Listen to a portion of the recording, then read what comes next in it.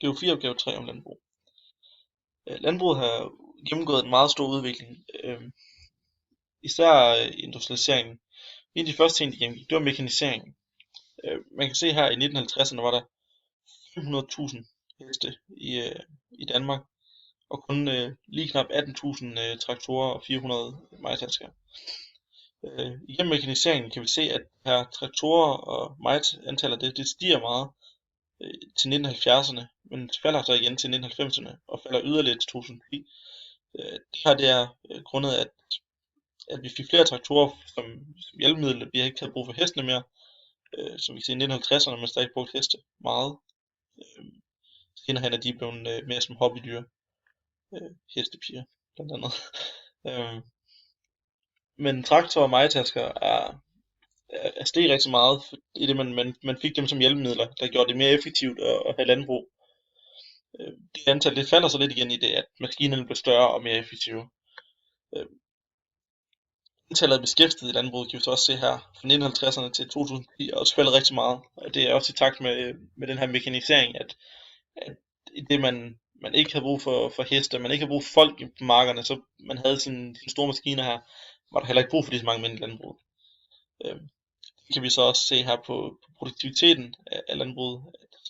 Fra 92 frem til 2006 er det steget rigtig meget.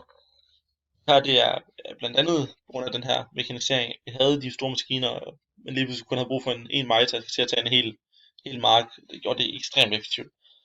Samtidig med det her er der også specialiseringen, som også er udgør en del af produktiviteten. Specialiseringen var, at man gik fra at have både kvæg og svin. I 68 kan vi se, eller 1968 kan vi se, at der er cirka 70% af landbrugene, der havde både kvæg og svin. Og det falder ekstremt meget hernede. Og i 2013 er der måske 2% af landbrugene, der har begge dele.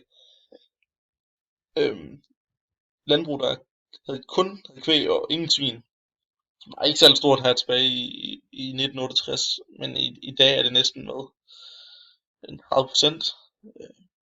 måske ikke lidt mere end der, i 2013.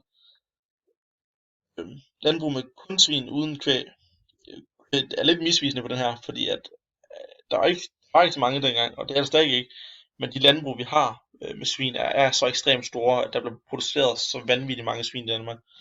Men agerbruget til gengæld, at dem der kun havde, eller uden kvæg og uden svin, er gået fra cirka 10% helt ned til næsten 50% af landbrug i Danmark er kun agerbrug.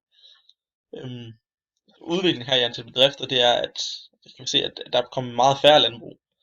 Kan vi også se på den tidligere her, at antal landbrugsbedrifter fra 1950 er 200.000, og i 2010 helt 42.000. Men så den gennemsnitlige størrelse af landbruget er oppe på 63 hektar, frem for 15 hektar, hvor der var 200.000. Og det er også en del af specialiseringen, at vi har færre landbrug, men kæmpe store landbrug, som er specialiseret i kun det, de laver, altså kun svin, eller kun kvæg, eller kun agerbrug. Så kan vi også se, at landbruget er faldet meget, i det man ikke har brug for lige så meget nu, når der er så få og så store landbrug. Så ud af det kan vi også se i specialiseringen, at mælkeydelsen per mælkeko er inden for cirka 6.000 til 9.000 her i 2014, og hvor det er på 6.000 i 1986. Og også at de gennemsnitlige producerede grise per år er steget fra cirka 20 til 30.000. Udover det er der også automatiseringen, som landbruget er gennemgået. Der var engang, at man som landmand selv skulle sørge for at få koen ind i mælkebåsen, og man selv skulle sætte mælkemaskinen på yder og rense det, og det hele, det har de fået maskiner til i dag. Eller i alle landbrug har, men der er nogen, der har. Man simpelthen fjerner den der menneskelige, at du overhovedet ikke har brug for et menneske. Mælkekoen kan selv finde ud af, hvilken ko det er. Der står bare en skål foder inde i den her mælkebås, og så går koen derind for at spise, og så får den renset sit yver og tjekker, om det er den rigtige ko, og er den klar til at blive malket og få renset yver, og så bliver den ellers bare malket, og så er vi ud igen næste ko. Herudover vil jeg også gerne snakke lidt om fordelingen af svin i Danmark og kvæg. Det første vi lige ser på, det er jordbundstyverne. Vi kan se her i det vestlige Danmark, der er det overvejende sandjord, som har en meget høj permeabilitet og meget høj porositet. Og her i Østdanmark, der er der en overvejende lerjord, eller sandblandet lerjord, hvor at permeabiliteten er ikke særlig høj, men porositeten egentlig er ret høj. Derfor er det mest optimalt at dyrke jorden herover til agerbruget i Østdanmark, og de så har svin og kvæg i Vestdanmark. Det kan vi også se på de her grafer her, at antal malkekøer fordelt på landsdelen 1. juni 2015 har over 200.000 eller mellem 100.000 og 200.000 er i Vestdanmark, hvor der er få i øst. Og det er jo så fordi, at de landbrugene med agerbrug er hovedsageligt i øst, og dem med kvæg og svin er i vest. Det samme med svin kan vi se her, at der i 1990 er der 8 millioner svin i Vestdanmark, hvor der kun er lidt over 1 million i øst. Og det her det stiger bare for Vestdanmark, og der bliver rimelig konstant for øst.